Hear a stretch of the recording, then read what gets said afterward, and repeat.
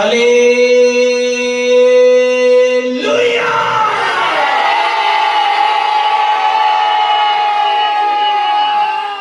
Praise Lord. सभी को जय मसीह की। परमेश्वर आप सबको बड़ी आशीष दे, बरकत दे। मेरी दुआ है परमेश्वर आप सबको बढ़ाए। जो इस चैनल को देखते हैं परमेश्वर का अनुग्रह आपके सबके ऊपर बना रहे। और आज जो हम कलाम को देखने जा रहे हैं, आज का कलाम जो है हम देख रहे हैं मसीह में बढ़ना। अगर मसीह में बढ़ना है तो याद रखें प्रार्थना करनी चाहिए। और टॉपिक है प्रार्थना की जगह के बारे में हम जानेंगे। तो हम प्रार्थना कहीं पे भी कर सकते हैं। आज हम जानेंगे पहला तीमुथियुस की किताब जो कि 2:8 में है, वहां से शुरुआत करते हैं। हम जानेंगे प्रार्थना की जगह, पढ़ेंगे परमेश्वर का वचन।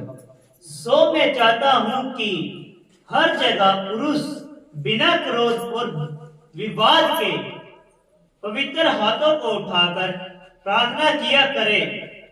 Hallelujah, praise Lord. यहाँ पे लिखा हुआ है परमेश्वर का दास, यहाँ परमेश्वर का दास लिखने वाला जो पौलुस यहाँ पे बताता है, परमेश्वर का दास बताता है तीमुथियुस को कि आज तुमने प्रार्थना कैसे करनी चाहिए। कि प्रार्थना करने की कोई भी जगह हो सकती है, हर जगह हम प्रार्थना कर सकते हैं। हर जगह कहीं पे भी गए हुए हैं तो हम प्रार्थना कर सकते हैं।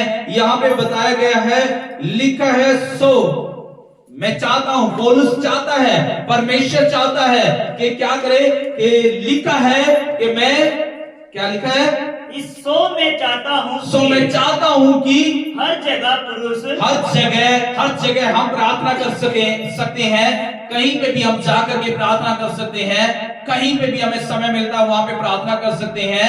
उस जगह को ही नहीं ढूंढना है, लेकिन जहां पे भी हम हैं वहां पे भी हमें प्रार्थना कर सकते हैं। चलते फिरते भी प्रार्थना कर सकते हैं। लेकिन कैसे प्रार्थना करनी है? प्रार्थना करनी है, लिखा है सो तुम क्या करो।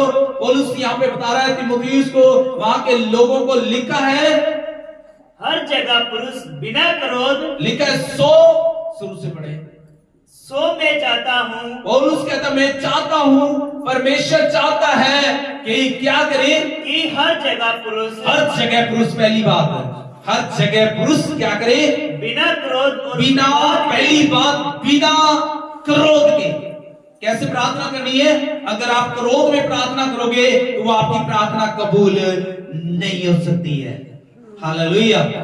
पहली बात बिना क्रोध के और विवाद के। याद रखिए, जब भी आप प्रार्थना में आते हो, जब भी तुम प्रार्थना करते हो तो बताया गया कि कैसे प्रार्थना करनी है। पहली बात आपके अंदर होनी चाहिए बिना क्रोध के। किसी के भी प्रति क्या नहीं होना चाहिए? क्रोध नहीं होना चाहिए। हालेलुया। जब भी तुम प्रार्थना करते हो अपने भाई के, बहन के प्रति, किसी दूसरों के प्रति, रिश्तेदारों के प्रति, कोई भी आपके अंदर क्या नहीं होना चाहिए? क्रोध नहीं होना चाहिए। अगर क्रोध है तो प्रार्थना रुकावट बन सकती है, आपकी प्रार्थना रुक सकती है। फिर आपकी प्रार्थना इस पंखा से नीचे नीचे घूमेगी, आपकी प्रार्थना स्वर्ग तक नहीं जाने वाली। इसलिए बिना क्रोध के, पहले क्रोध नहीं होना चाहिए। पहली बात क्रोध और विवाद के बार बार विवाद करता उन बातों को क्या करते रहे? उखाड़ते रहे, बोलते रहे, विवाद के बुड़बुड़ा करके या गुड़गुड़ा करके, विवाद कर करके उन बातों को लेकर के प्रार्थना नहीं करनी चाहिए, बल्कि आत्मा सच्चाई से प्रार्थना करनी चाहिए। आगे बिना क्रोध और विवाद के पवित्र हाथों को कैसे प्रार्थना किया करे। कैसे प्रार्थना करनी है? बिना क्रोध के, पहली बात। दूसरी बात बिना विवाद के। तीसरी बात अपने हाथों को ऊंचा करके, अपने हाथों को उठा करके प्रार्थना कर सकते हो। हालेलुया। इसके अंदर लिखा है आप कहीं पे भी हो, लेकिन अपने हाथों को क्या करना है? तैयार करना है। अपने अंदर से स्मेल को, अपने क्रोध को, विवाद को दूर करके अपने हाथों को उठा लेना है। हालेलुया। अगर आप प्रार्थना करोगे दो बातों को लेकर के, विवाद को लेकर के, क्रोध को लेकर के, तो आपकी प्रार्थना रुक सकती है। इसलिए पहले क्रोध को साइड करें, विवाद को साइड में करे। किसी ने भी कुछ बोला है तो साइड में करके क्या करे, अपने हाथों को आसमान की ओर उठा करके क्या करनी है, प्रार्थना करें। हालेलुया। यहां पे बताया गया है आगे,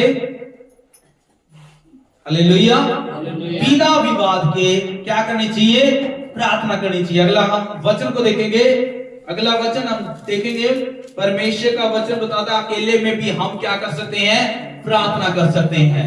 याद रखें, अकेले में भी हम कहीं पे भी जाकर के प्रार्थना कर सकते हैं। लिखा यीशु मसीह ने यहाँ पे सिखाया, मत्ती की किताब से, मत्ती 6 में बताया गया है, यीशु मसीह ने बताया, पढ़ेंगे, जब तू प्रार्थना करे तो अपनी कोठरी में जा और द्वार बंद करके अपने पिता से जो गुप्त में है प्रार्थना कर, तब तेरा पिता जो गुप्त में देखता है तुझे प्रतिफल देगा।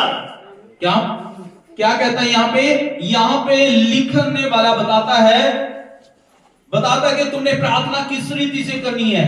प्रार्थना हम अकेले में जाकर के भी प्रार्थना कर सकते हैं, पर्सनल बातचीत करना, मिलकर के बातचीत करना। आप अपने परमेश्वर के आगे अपने दुखों को पेश कर सकते हैं, अपने परमेश्वर से बातें कर सकते हैं। अपने परमेश्वर से किसी से आप दुख नहीं बता सकते, लेकिन वो जानता है। हालेलुया।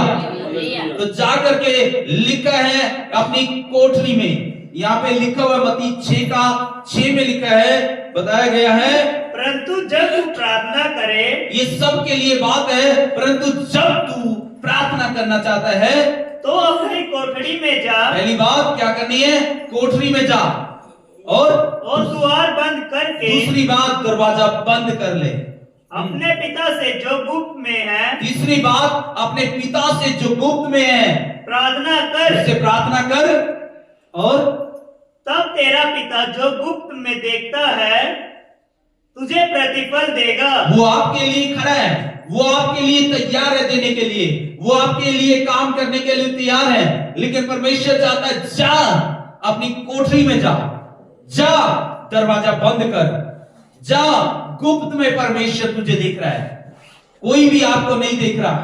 याद रखे, दरवाजा कौन सा बंद करना है, अपने विचारों का दरवाजा बंद करना है। याद रखिए, कौन सा दरवाजा, विचारों का दरवाजा।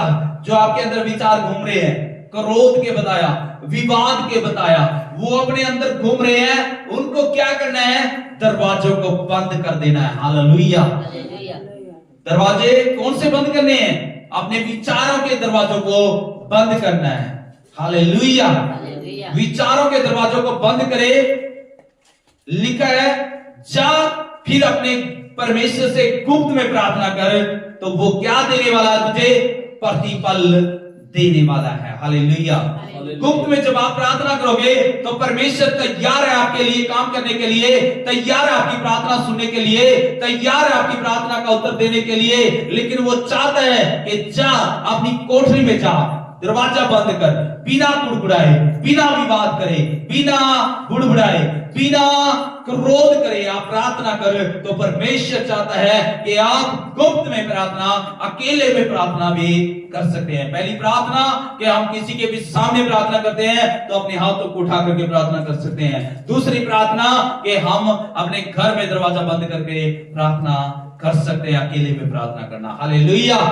और तीसरी जो बात है हम देखने जा रहे हैं, कलीसिया में भी प्रार्थना कर सकते हैं। लूका 18:10 में हम देखेंगे, यीशु मसीह ने सिखाया प्रार्थना करने के बारे में। यहां पे हम सीख रहे हैं, तो बताया गया कि हम प्रार्थना कहां पे कर सकते हैं, कलीसिया में भी हम प्रार्थना कर सकते हैं। लिखा है 18:10 पढ़ेंगे। दो मनुष्य मंदिर में प्रार्थना करने के लिए गए, एक फरीसी था, दूसरा चुंगी लेने वाला। हालेलुया। तो यीशु मसीह ने यहाँ पे भी बताया, यहाँ पे दो मनुष्य के बारे में परमेश्वर बता रहा है कि वो दो मनुष्य कहां पे गए हैं, मंदिर में गए हैं। वहां पे दो मनुष्य कहां पे गए हैं, चर्च में गए हैं। वो दो मनुष्य कहां पे गए हैं, परमेश्वर के भवन में आए हैं। तो वहां पे भी प्रार्थना करने में क्या है, अंतर है। दो मनुष्य वहां पे प्रार्थना कर रहे हैं, एक सच्चे हृदय से प्रार्थना कर रहा है, एक बोलता है कि मैं इतना सेवा करने वाला हूं, इतना दान दशमांश देने वाला हूं, एक बहुत सारी बातें बढ़ा चढ़ा करके बोलने वाला है, लेकिन एक कहता है परमेश्वर मैं तो इससे योग्य भी नहीं हूं कि मैं स्वर्ग की तरफ आंखों को उठा सकूं, मैं तो पापी हूं, मैं गुनहगार हूं। वो अपने पापों को कबूल करता है। तो याद रखे वो एक नम्र बन गया, एक दीन बन गया। लेकिन एक आदमी को घमंड था कि मैं चर्च में इतना दान देता हूं, इतनी सेवा करता हूं। लेकिन याद रखे एक मनुष्य ने घमंड नहीं हुआ। प्रार्थना करने वाले दो मनुष्य हैं वहां पे कलीसिया में प्रार्थना कर रहे हैं। आज चर्च में किनकी प्रार्थना ग्रहण होती है? उन लोगों की प्रार्थना ग्रहण होती है जो आत्मा और सच्चाई से नम्रता और दीनता के साथ कुड़कुड़ाए बिना क्रोध बिना प्रार्थना करते हैं। उनकी प्रार्थना सुन ली जाती है। हालेलुया। यहाँ पे लिखा है दो मनुष्य है। एक मनुष्य के ऐसा का ऐसा चर्च से गया, ऐसा का ऐसा कलीसिया से गया। एक मनुष्य खाली आया था और खाली गया। लेकिन याद रखे एक मनुष्य जो है कुड़कुड़ा करके जो आया था वो ऐसे गया, और जो बिना कुड़कुड़ाए आया, क्रोध के विवाद के बगैर उसके आया, तो याद रखे उस मनुष्य ने क्या किया? परमेश्वर पे बिना क्रोध करे परमेश्वर के सामने गया, बिना विवाद करे परमेश्वर के सामने गया, और परमेश्वर के सामने कहने लगा कि मैं योग्य भी नहीं हूं परमेश्वर। जब परमेश्वर के सामने गिराया तो परमेश्वर ने उसकी सुन ली। आज अगर आप नम्रता और दीनता से आते हैं, बगैर क्रोध के, बगैर कुड़कुड़ाए, बगैर बुड़बुड़ाए, आपने हाथों को ऊंचा करके प्रार्थना करते हैं, तो परमेश्वर नम्र और दीन लोगों को सुन लेता है। आमीन।